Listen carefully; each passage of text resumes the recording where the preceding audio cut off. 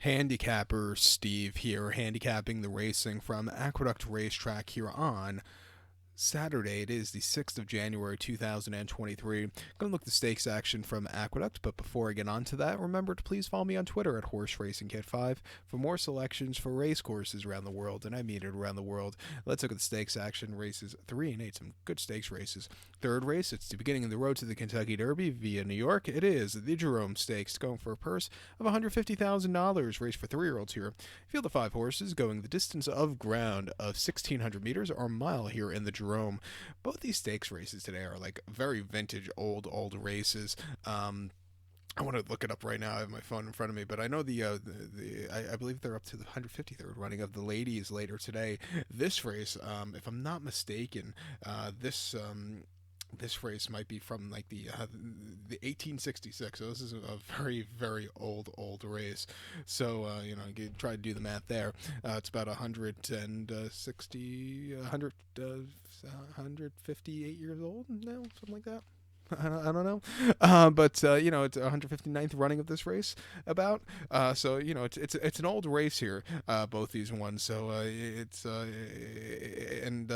not always been a Derby prep race. This I always remember the Jerome being run in early September when they came back from Saratoga at Belmont, and you saw some good horses running it. And then when the Pennsylvania Derby became like the big race, the races like this, the Jerome, the Louisiana Derby kind of became obsolete. But it's back in a good spot here. Years ago, before I get to my top selection, years ago you have the Count Fleet Stakes that began the Derby prep race here in New York that went into the Whirlaway, that went into the Gotham, that went into the Wood Memorial. I believe they got rid of that about 10 years ago, but we saw a good horse run in the Count Fleet that was this race 20 years ago was Smarty Jones. So some horses have done wonders in this race to go and win the Derby. But I'm getting way off subject. 2 minutes not giving you my top selection. Let me get to you right now. The 5-horse Regalo is my top selection. I'm gonna go 5-1-4-2 in the superfecta. 5-1-4-2 super, top selection, 5-horse Regalo, 3-0 called by Maximus Chief. Brittany Russell trains. Simon Russell gets the mount. The horse's most recent outing came the 9th of December at Laurel, mile 16th, an optional 6-2 claimer. And the horse went by 4.5 lengths that day, and he stalked all the way around the race course. When he had the turn of foot, he really quickened up, and he went away with it. I thought that was a very good, strong run.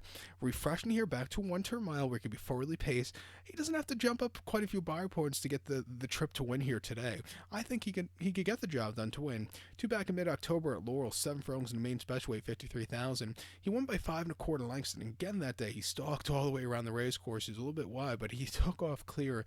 A very good, strong run that day. And then on debut, I thought the trip was too short at Pimlico, 3/4 in the main special weight, finishing second by 2.25 lengths. He was a little bit wide that day, but he did run decently. Keep in mind, quite a few of those horses were all next start winners, including this one, so he got beat by decent horses who were winning since then. Refreshing here today, back to a 1-turn mile, stakes quality horses. Not the world's deepest race, he could win. The 1-horse, drumroll please, for Brad Cox and Javier Castellano coming in from South Florida could win also. Most recently, Lorenzen, I thought the trip was just a little bit too much for him that day. He finished third by 4.75 lengths. He was wide, he was drifting. The track was a conveyor belt of speed. He just wasn't getting into it. Prior to that Aqueduct in October, a mile in the main special weight, he won by 2 lengths that day, and he was a little bit wide, but again, he really took off clear to get the victor. And then over the Wilson Mile at Saratoga in the main special weight, he finished second by 7.25 lengths behind Locked. Locked is a decent horse, I think. This horse was just wide, and he got beat by a horse who was just more game, and on that day, much superior.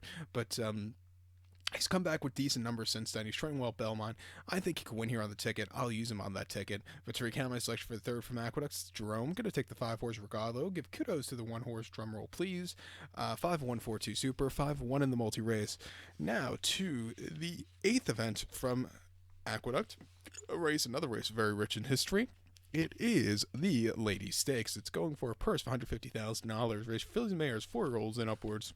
We have a field of 6 horses in the 153rd Ladies Stakes, going the distance of ground of 1,800 meters, or 1 lap around the Aqueduct main track, which is a mile and 1/8 in circumference. I'm going to take the 4-horse here. She's Mo Bubbly. I'm going to go 4-5-3-6 in the superfecta. 4-5-3-6 super. Top selection of 4-horse. She's Mo Bubbly. 5-year-old mare by Uncle Mo, Tom Pletcher trains, Kendra Carmouche gets the mount.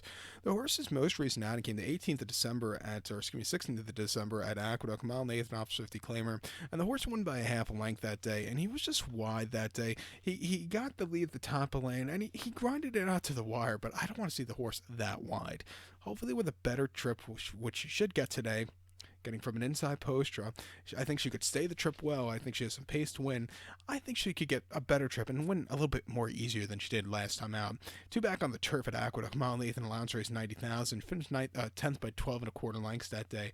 And I don't know if she likes turf. She's run better numbers on dirt. She was just wide that day. She had a tight trip. And she just never was really comfortable that day. And then over here at Aqueduct in late September, mile 3/16 on the outer and allowance race, finishing second by 3 and a quarter lengths. That could have been a graded stakes that day. This horse was just wide. She had to lead for a split second and then just completely crumbled. When you're breaking from 9 and 9, it's not ideal there.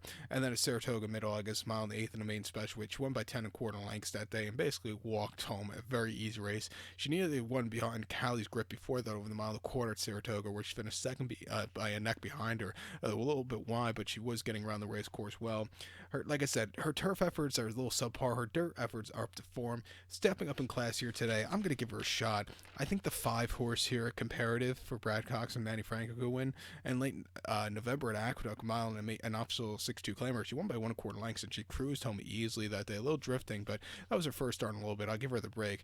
Prior to that, in the Black Eyed Susan, she checked early and she really just never was comfortable that day. It wasn't her day to win, but she won against first-time winners at O'Keelan, going mile 16th in April, going away by 3/4 length. Refreshing here. Took a little bit of time to break the maiden, but she's always run these sneaky good races. I'll give her at 7-2 a shot on the ticket. But to recap my selection for the 8th from Aqueduct, it is the 153rd Lady Stakes. Gonna take the 4 horse. She's Mo Bubbly. Give kudos to the 5 horse comparative. 4-5-3-6 super. 4-5 in the multi race. So good luck to all. And please follow me on Twitter at HorseRacingKid5. Good luck, everybody.